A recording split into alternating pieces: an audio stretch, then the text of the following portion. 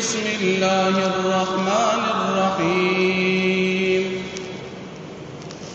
इन्नल्लाह यअमुरुकुम अन तुअद्दुल अमानाति इला अहलिहा वक़ाल अन्नबी सल्लल्लाहु अलैहि वसल्लम ला ईमान लिमन ला अमानत लहु वक़ाल अन्नबी सल्लल्लाहु अलैहि वसल्लम आयतुल मुनाफ़िक़ि तलातुन इज़ा हद्दथ कज़ब व इज़ा वअद अख़लफ़ व इज़ा अ'तमिन ख़ान। वअन अबी हुरैरह रज़ियल्लाहु अन्हु क़ाल क़ाल रसूलुल्लाह सल्लल्लाहु अलैहि वसल्लम मन सल्ला अलय्या इंद क़ब्री समिअतुहु व मन सल्ला अलय्या नाइयन उबलिग़तुहु। इमामुल अंबिया'i बिला इख्तिलाफ़िन व ताजुल अस्फ़िया'i बिला इख्तिलाली व ख़त्मुर रुसुलि बिस्सद्रिल मुअल्ला नबियुन हाशिमियुन ज़ी जमाली व मल क़ुरआनु मख़लूक़न तआला कलामुर रब्बि अन जिन्सिल मक़ाली उहिब्बुस सालिहीन व लस्तु मिनहुम लअल्लल्लाह यरज़ुक़ुनी सलाहा। वक़ाल तआला फ़ी कलामिहिल मजीद इन्नल्लाह व मलाइकतहु युसल्लूना अलन नबी या अय्युहल्लज़ीना आमनू सल्लु अलैहि व सल्लिमू तस्लीमा। अल्लाहुम्मा सल्लि अला मुहम्मदिन व अला आलि मुहम्मदिन कमा सल्लैता अला इब्राहीम व अला आलि इब्राहीम इन्नका हमीदुम मजीद। अल्लाहुम्मा बारिक अला मुहम्मदिन व अला आलि मुहम्मद कमा बारकता अला इब्राहीम व अला आलि इब्राहीम इन्नका हमीदुम मजीद।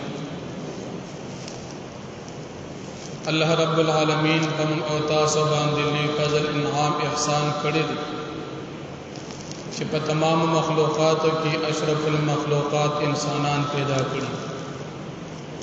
बल्ले फजल इनाम एहसान अल्लाह पाक हम औतास अदा करे दे कि इंसानान की पख्फल दीन इस्लाम चदा अल्लाह पाक को निज़बांदी मकबूल और खौफ दिन दे पावे पैदा करी।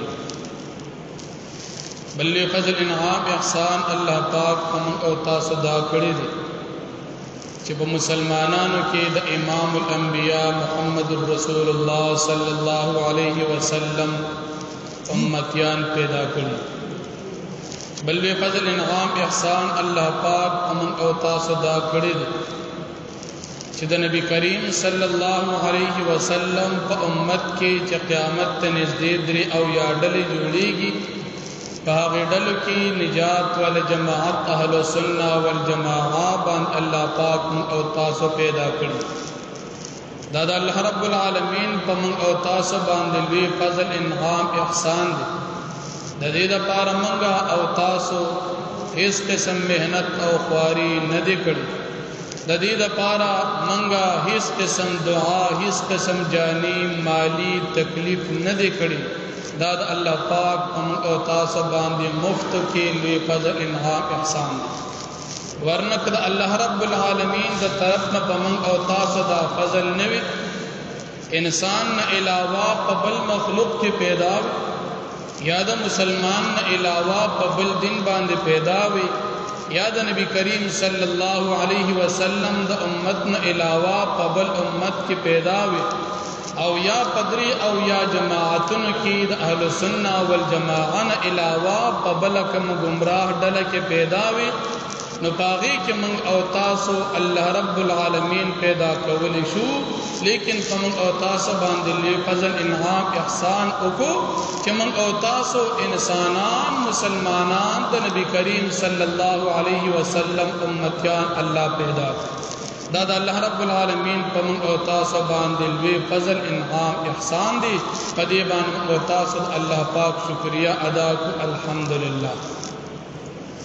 अल्लाह रब्बुल आलमीन कलच नबी करीम सल्लल्लाहु अलैहि वसल्लम पैदा और नबी करीम सल्लल्लाहु अलैहि वसल्लम ते किताब कुरान मजीद वर्को नो द कुरान मजीद सर उस्ताद अल्लाह पाक नबी अलैहि सलाम दुनिया तद हिदायत द पार आखिरनी नबी रा उली مخکنی پیغمبران په د خپل وخت د پاره لیکن نبی کریم صلی الله علیه وسلم د قیامت پوری د تمام انسانیت د پاره د هدایت اخیرنی نبی دی. نو کله چې نبی کریم صلی الله علیه وسلم ته کوم کتاب قرآن ملو شو هغه قرآن هم د قیامت پوری د ټولو انسانانو د هدایت اخیرنی کتاب دی. دا زمون او استاد ایمان دی چې کتاب هم اخیرنی کتاب دی، نبی هم اخیرنی نبی دی، امت هم اخیرنی امت دی. د قیامت پوری نبل نبی راځي، د قیامت پوری نبل کتاب راځي، او د قیامت پوری نبل امت راځي. نو موږ او تاسو الله پاک اخیرنی امت، د اخیرنی نبی او د اخیرنی کتاب امتیان پیدا کړی. په دغه کتاب قرآن مجید کې الله پاک من او تاسو ته د خپل ژوندۍ د کامیابی تیرول اصول او قوانین ذکر کړي. هغه قوانین او اصول کې یو قانون د الله رب العالمین د من او تاسو د کامیابی د پاره هغه امانت دی. امانت قرآن کریم کې الله رب العالمین بار بار ذکر کوي چې تاسو د امانتونو خیال وساتئ. او د قرآن کریم معلم او استاد امام الانبیاء زمون او استاد محبوب محمد رسول الله صلی الله علیه وسلم په خپل احادیث او زندگی او په خپل ارشادات او اقوال او اعمال سره بیا بیا بار بار ذکر کوي چې تاسو د امانتونو خیال وساتئ. او د امانت په مقابل کې خیانت دی.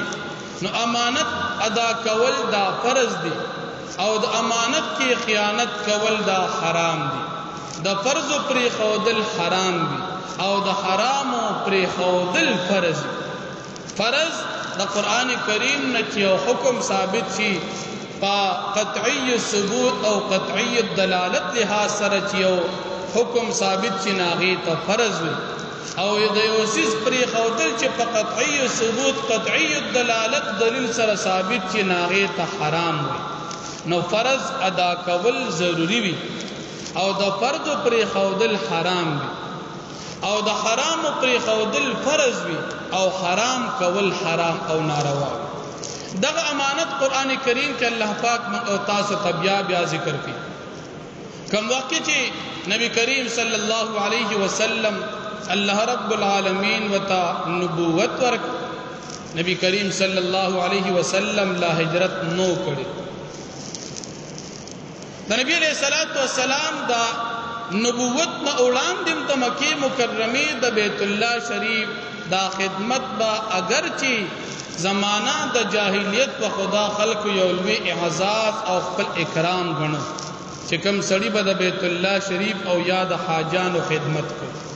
پاوی خادمانو کې اگر چې کافران د نبی کریم صلی الله علیه وسلم ترو حضرت عباس ایمان لانو وروړي د حاجانو باندې وبس کلی دا د ابو ساقیو او بیت الله شریف څخه خادمان داسې چاغي به صفای کوله، څخه خادمان داسې چاغي به د جمعات تعمیر کو، څخه خادمان داسې چاغي سره به د بیت الله شریف هغه کونجي او چابي و، او دا به د خلکو یو لوی اعزاز دا هغه سړی دی چې د سره د بیت الله چابي ده، دا هغه سړی دی چې په خلکو باندې د حاجانو باندې وبس کی، دا هغه سړی دی چې دی د بیت الله شریف تعمیر کوي، دا هغه سړی دی چې په جمعات کې د بیت الله شریف صفای کوي.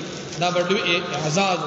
اگر چې عبادت به د بت کو، اگر چې الله پاک هغه نه منو، اگر چې هغه کافرو، خود بیت الله شریف هغه خدمت هغه وخت کې د زمانات د جاهلیت کې به اعزاز او لوی د احترام او د فخر سبب.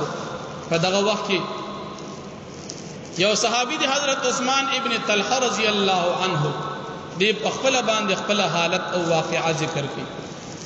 کوئی نبی کریم صلی الله علیه وسلم د هجرت نه وړاندې یو ورځ راغی بیت الله شریف ته. نبی علیہ الصلوۃ والسلام راغی، مرګري وسره دي صحابه، او د بیت الله شریف دا چابي د ما سره و. حضرت عثمان بن طلحه رضی الله عنه وی په دی وخت لا د ایمان نه دروړي. وی نبی علیہ السلام راته وی چې چابي را لګرا کدا بیت الله شریف کلاو لګ مونږ پکې کو. وی ما وته چې نه انکار مې کو نه در کو. حالانکه په دغه وخت کې زمون معمول چې د بیت الله شریف دروازه به موږ په هفته کې 2 ورځې کولا وهله، یو د پیر په ورځ او بل د جمعرات په ورځ.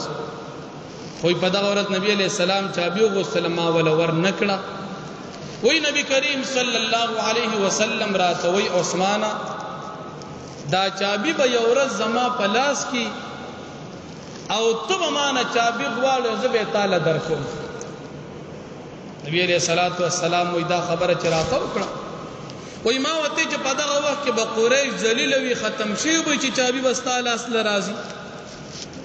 بیا مې رسو سوچ وکړ چې دا سړی خو رښتونه دي او دې چې کوم خبرو کې عمره شان کیږي راشه ایمان وروړه، ځکه چې دوی چې دا چابي به زما لاس لرازي خدا سے معلومیږي دا ټول خلک د تابع کیږي.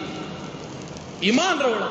خو چې د خلکو حالت ته مې وکتل د یاره نه ایمان راونړو چې اسنه کافران مې مړ کې د هجرت نه وړاندې مکی دور او سقالات. کله چې بیا نبی کریم صلی الله علیه وسلم مکه مکرمه فتح کړه، د فتح د مکی په دوران کې وی نبی علیہ الصلوۃ والسلام ماته چې عثمانه چابي راوړه.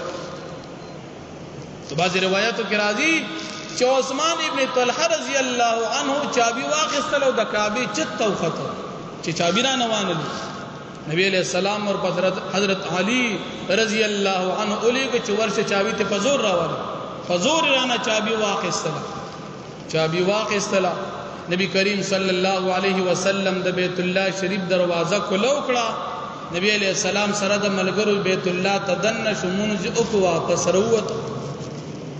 په دې وخت حضرت ابوبکر صدیق رضی الله عنه فرمایي چې نبی علیہ الصلوۃ والسلام باندې آیت نازل شو ان الله یأمرکم ان تؤدوا الامانات الى اهلها. الله تاسو حکم کوي چې تاسو امانتونه داغي اهل ته اوسپارئ، د چا چې دی اغله ورکړي. کله چې نبی علیہ الصلوۃ والسلام بهر د بیت الله شریف نه وروت، هغه چابي ډیر صحابه کرام وتی دا چابي اسماعیل راکړي. نبی علیہ الصلوۃ والسلام آیت اولسو ان الله یأمرکم ان تؤدوا الامانات الى اهلها. الله حکم کوي چې امانتونه خپل اهل ته اوسپارئ. او داغین بعد حضرت عثمان ابن طلحه رضی الله عنه تیراش اوس چابي واخل. کله چې نبی علیہ السلام چابي راکړه ما په دغه وخت ایمان وروړو چې نبی علیہ الصلوۃ والسلام ما ته د مکی زندگی کې ویلو چې چابي به زما لاس ته راځي بیا به درکوم. ګور هغه خبر رښتیا شو. وی نبی علیہ الصلوۃ والسلام راته چې ګور تا ته ما ویلو یاد دي چې ته مې د جمعات بیت الله دروازه را ته کولو کو تا نه کولاوله اوس د چابي زما لاس ته راوړه کنه څنګه مې کولو کو تا چابي والا دا بټول عمر ستاده خاندان سره. اوس هم د بیت الله شریف چې کومه چابي دا به د قیامت پورې د حضرت عثمان بن طلحه رضی الله عنه د خاندان سره. حالانکه عثمان بن طلحه رضی الله عنه ته نبی علیہ السلام چابي ورکول ایمان نور وړي، خود امانت دومره خیال وساتو چې چابي د چا ناقص ته واپس غل ورک. حالانکه نبی کریم صلی الله علیه وسلم تدام اختیارو چې دا چابي د ځان سره وساتو، دا چابي بل کوم صحابي لور کی، لیکن د چا نه چې اخیستی وا اغله واپس ورک.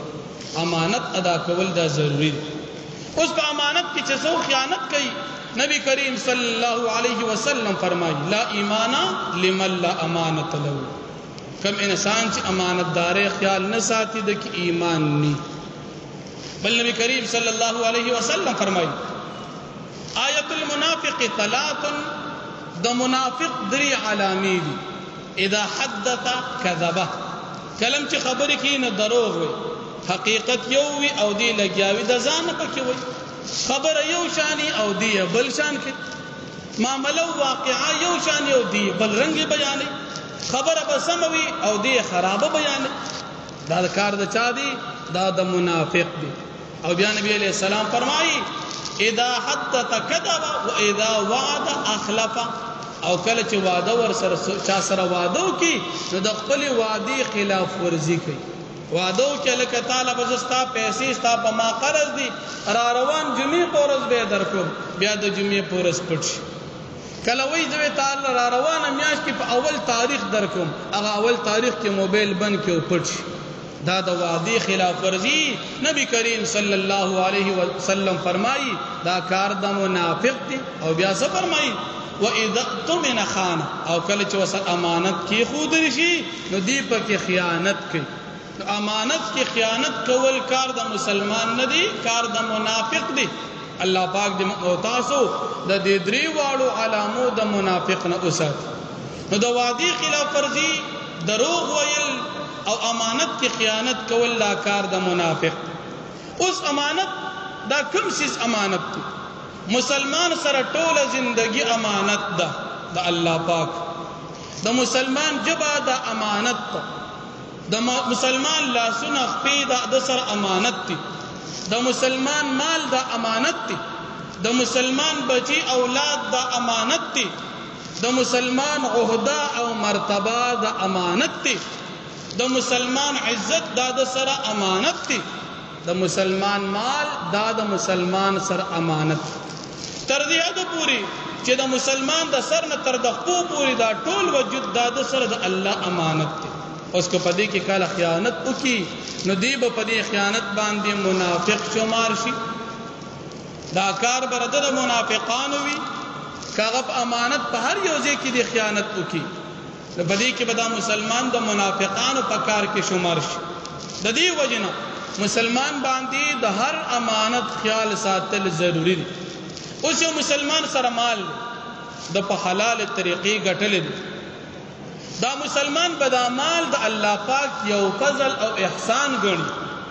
دا به خپل قابلیت او خپل کوشش او تجربه نه ګڼي. موسی علیہ السلام په دور کې یو سړی دا غنو قارون. دی قارون دا ډیر زیات مالدار تر دې حد پوری چې بعضی روایتو کې کتابونو کې راځي چې د خزانو چابیانې با یوی قافلې د اوخانو بار کولی، دومره خزانې وی ورسره د توویل شو چې لکه ته په دې مال کې د الله پاک شکریا ادا کا او په دې باندې آخرت ته تیاری وکا. وبتغي فيما آتاك الله الدار الآخرة ولا تنس نصيبك من الدنيا. کله چې ته ویل شو چې دې په دې باندې دا الله پاک شکریا ادا کا، دوی قال انما اوتیته على علم عندي. دا مال چې ما ګټل دي دا زما قابلیت، دا ډیر زیات تکړه، دا ډیر زیات ماهر، دا زما خپل کمال دی. الله جل شانه سره د خزانو پزمکه باندې ژوند دی ښه.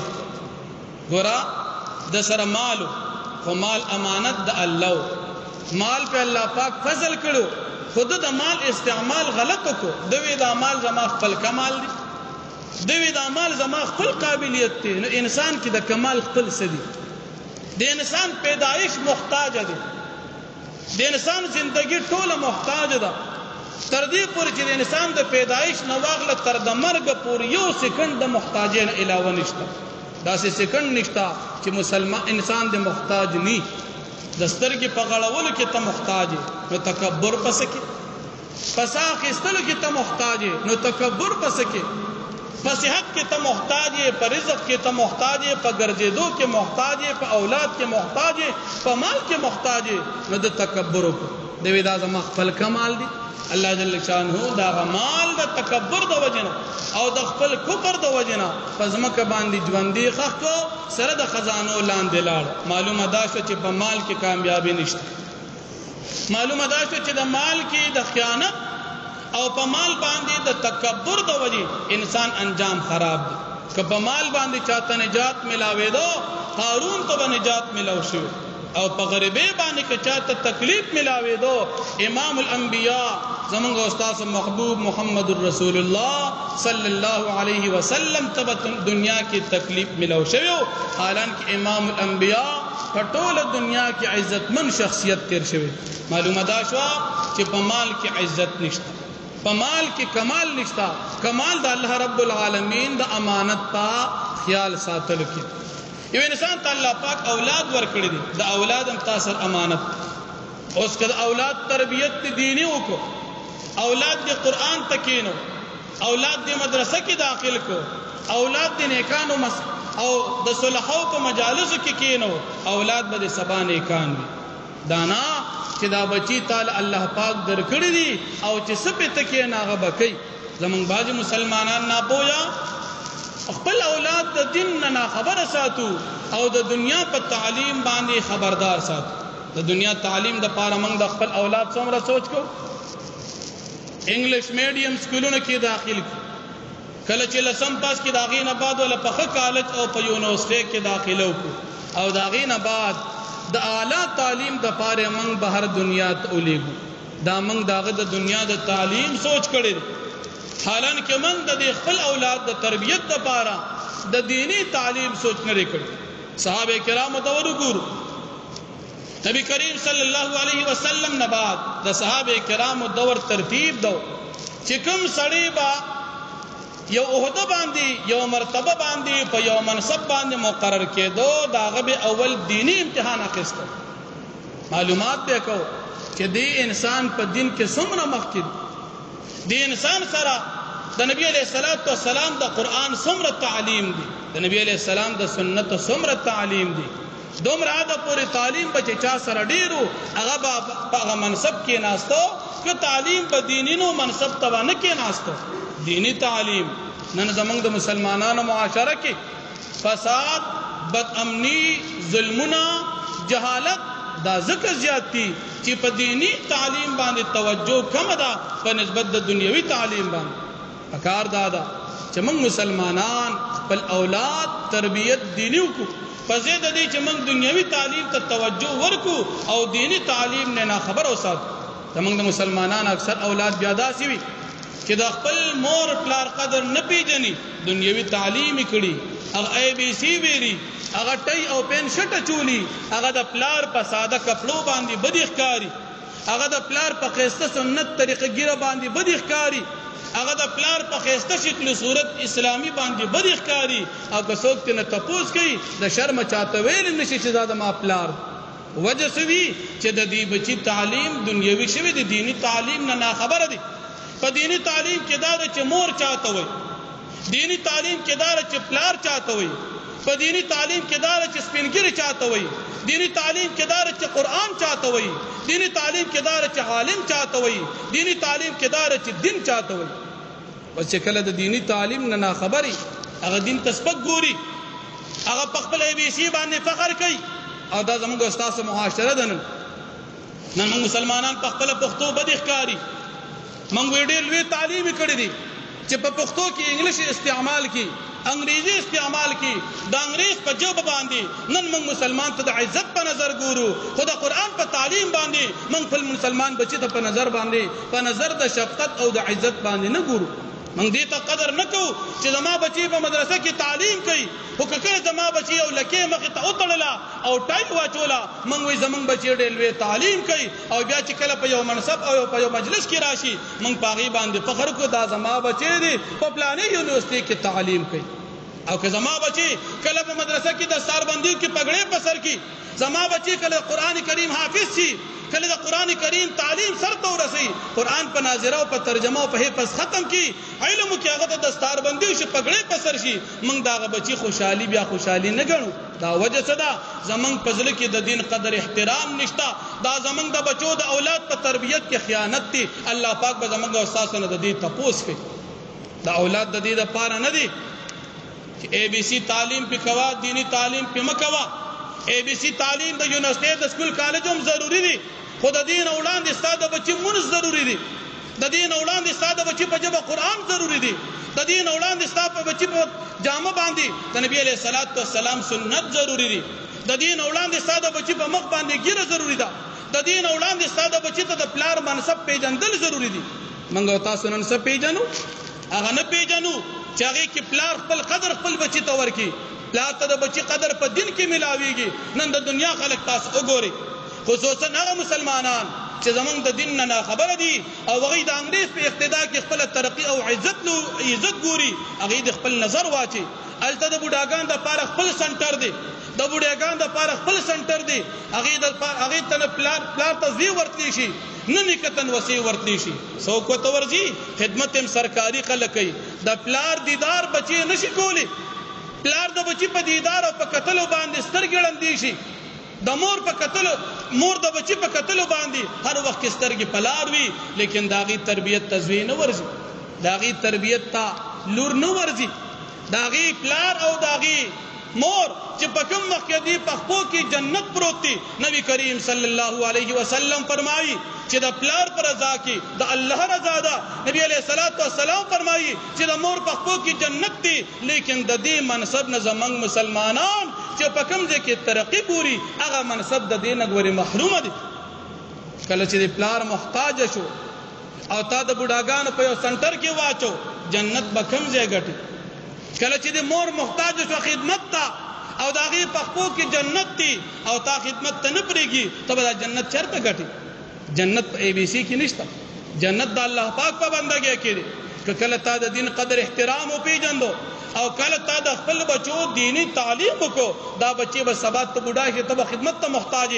دا بچي به خیال سات کم از کم ستا په پلاروالی باندې خپل فخر محسوسي عزت په محسوسي شرم به نه محسوسي دیو وجنا مسلمانانو ته پکار دي چې د خپل بچو د دنیوي تعلیم نه علاوه د دینی تعلیم هم خیال وسات د دین علاوه منګو تاسو سره هر سړی سره خپل عہده او خپل منصب د امانت دی یو سړی په یو سرکاري کورسي باندې ناست دی د امانت دی کاغه کورسي د وزارت ته کا کورسي د وزارت ته کا کورسي د صدارت ته کا کورسي د نظامت ته په هر کورسي چې دا ناست دی د دنب الله پاک د دې کورسي د قیامت پر استپوس کی هر کورسي به تپوس کی کا کورسي تر دې پوری چې دا کورسي د امامت او د عالم ولې نه ده کا کورسي د طالب علم ولې نه ده کا کورسي د قاری صاحب ولې نه ده کا کورسي د وزیر صاحب ولې نه ده او کا کورسي زمنګ استاد د تانی دي سچو صاحب ولې نه ده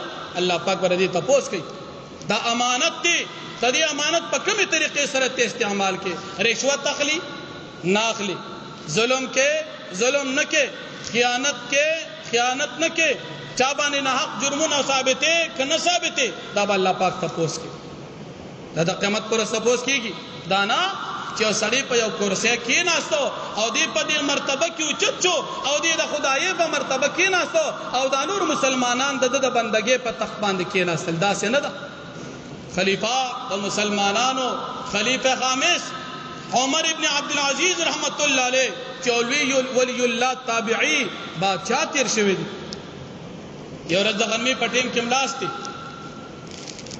ډېر زیاته ګرمي ده بل یو وینځ لګیا دغه وته ببوزي وای سترګي ورغلي دي دی وینځ باندې ستړیوال راغلي دامو د شوی ډډه تملاسته ده ببوزي په ځای باندې خېد خلیفہ عمر ابن عبد العزيز رحمت الله علیه هغه ببوزي راواقې سوزان ته پخپل باندې وای ډېر وخت پورې پدې کې د دې وینځ سترګي وغړې دي او بني ابن عبد العزيز رحمت الله علیه باچا سلامت تاسو دا ببوزي ولې وهي زما سترګې ورغلي زبر دي پاسولي ببوزي ما وهلې وي ګور یو خوا بادشاہ دي او بل طرف ته وین زده عمر ابن عبد العزيز رحمت الله علیه ورته فرمایي چې څنګه ته انساني او ستړي کیږي خو درځي دا سيزم یو انسان او سترګي مې ورځي ستړي کیږم تمام خوب راغلو چې څنګه زود کیږم ستړي کیږم تاسو تم ستړي کیږي هغه ته سمونه دا زموږ د مسلمانانو د بادشاہانو حال دی ان زموږ مسلمانانو بادشاہان چې د خپل مشرع او د خپل صدارت د کورسې نه غلط استفاده کوي هغه ته عام مسلمانان د مخلوق په نظر کې ښکاری او خپل ځان وته د خالق په نظر کې ښکاری د موږ د ملک هغه بنیادی نقصان داري چې هر سړی خپل منصب نه دی پیژندل کله کنو کر خپل منصب او پیژندو خیانت ونکو کله چې مالک خپل منصب او پیژنه خیانت ونکو کله چې عالم خپل منصب او پیژنه خیانت ونکو کله چې قاری خپل منصب او پیژنه خیانت ونکو کله چې مقتدی خپل منصب او پیژنه خیانت ونکو کله چې مشر خپل منصب او پیژنه خیانت ونکو په دنیا کې به امن راشي وسر سړی لګیا دي څوک د ځان نه بر ټوپ وای او څوک د خپل منصب پیژنګلو نه خبره دي اوس د مقتدی منصب د مقتدی د امام نه دي د امام منصب دا د امام دی د خدای نه دی د سچو صاحب منصب دی سچو صاحب دی د ډي اس پی او د اس پی او د ای جی د ټولو منصب دا د بندګۍ دی دا د خدای نه دی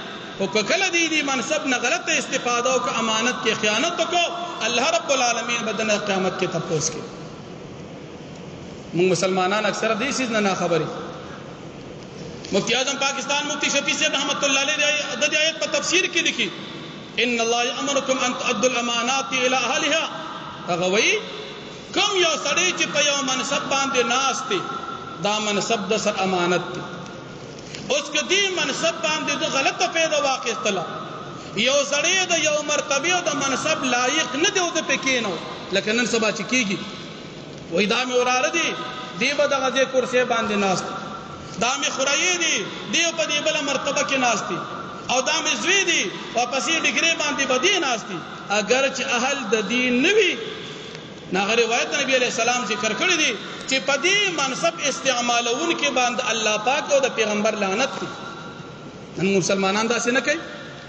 کم سړی چې مشرک کې راشي که صدر دی هغه خپل اهل حیا لګر چې دا منصب مستحق نوي هغه ځای باندې کېني سبب معاشره کې بد امنی راشي. بل نبی کریم صلی الله علیه وسلم فرمایي چې دا د قیامت علامه ده چې یو سړی د یو ځای اهل نه دی او تا پکینو.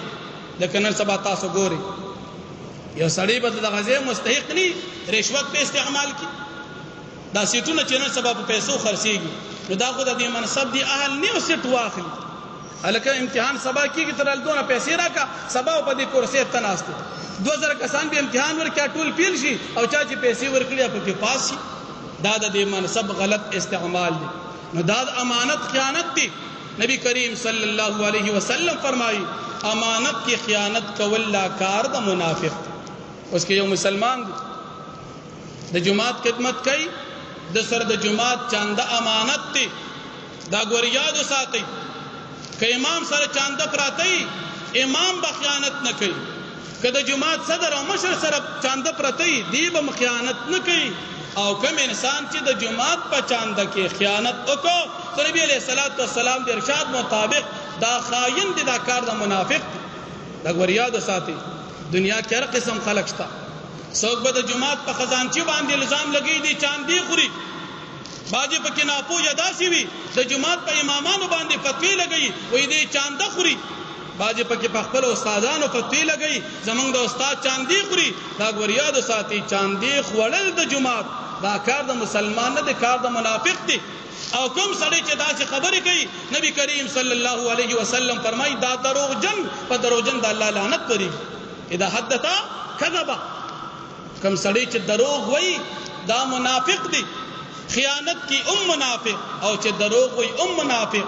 اوس مثال یو جماعت خزانچی دی او چانده نه خوري او ته چې دی چانده خوري نه کو خوري کار د منافق هغه کو او کني خوري تا دروغ وي ته منافق شو.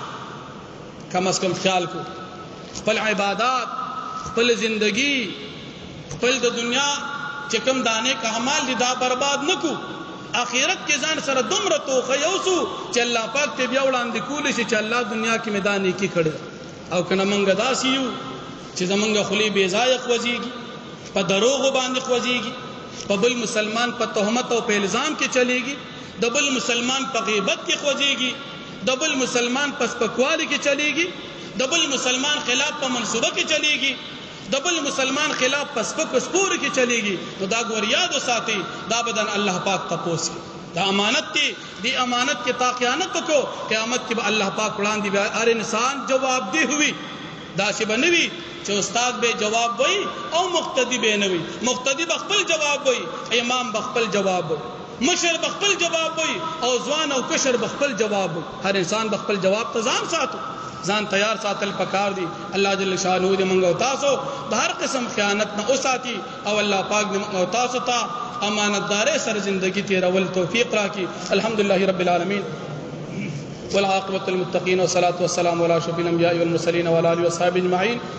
الله پاک زموږ ګناهونه معاف د نیکه توفیق راک د عزت د خوشاله جن راک سمچ اوې سمور د الله پاک مونږ ټول ته په عمل لاکا بیماران چې سمره ټول مسلمانان بیماران ته شفای کامل ورکا. تمام دنیا کې سمره مسلمانان وفات شوي دي.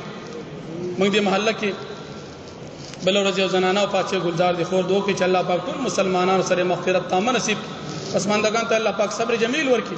تمام دنیا کې سمره مسلمانان دي الله د ټول حفاظت وکي. موږ ټول هر قسم خیانت نه د دوکې نه د غیبت نه د چغلې نه د بل مسلمان د سپکوالو د بی عزتۍ نه ته منافقت نه الله پاک مو ساتي تمام دنیا کې د مسلمانانو الله پاک حفاظت وکړي زموږ په دې جماعت کې د اول نه تر دې وخت پورې څومره مالی جاني خدمت چا کړې دي الله پاک دغه خدمت په خپل دربار کې قبول کړي الله پاک زموږ د ټولو په حال رحم وکړي د هر منافق او د هر شیطان د شر او وسوسې نه مو ساتي وصلی الله تعالی علی خیر خلقه محمد و علیه وصحبه اجمعین برحمتک یا ارحم الراحمین